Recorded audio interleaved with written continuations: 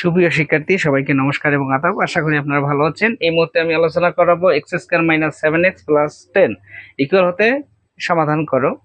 অঙ্কটা আমরা কিভাবে করব আমি দেখিয়ে দিয়েছি গত লেকচারে। এটি গুণ করব, তাহলে 10 এক্স স্কয়ার হয়।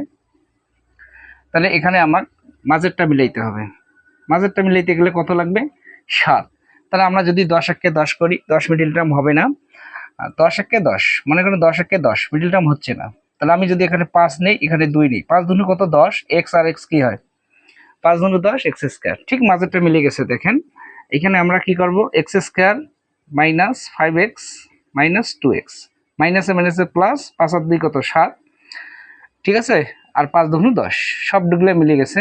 এখন আমরা এটা করলাম। এখন আমরা কি করব? এক্স কমন নিল, এক্স মাইনাস কত? 5, মাইনাস 2 কমন নো, এক্স মাইনাস কত? 5। এখানে আমি যদি এক্স কমন নেই, এক্স মাইনাস 5 থাকে, মাইনাস যদি আমি 2 কমন নেই, তাহলে এক্স মাইনাস 5 থাকে। তাহলে এখানে এক্স মাইনাস 5 একটা, আর একটা হলো এক্স মাইনাস 2 একটা। তাহলে হয় এক্স মাইনাস 5 ইকুয়াল 0, তাহলে এক্স এর মান হলো 5, অথবা এক্স মাইনাস কত হয়? 2 ইকুয়াল 0। তাহলে নির্ণয় সমাধান হবে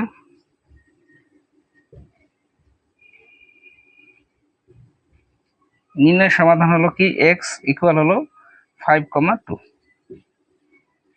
ঠিক আছে, আজকের জন্য এতটুকুই। দেখা হচ্ছে পরবর্তী ক্লাসে। এ পর্যন্ত আপনারা ভালো থাকবেন, সুস্থ থাকবেন।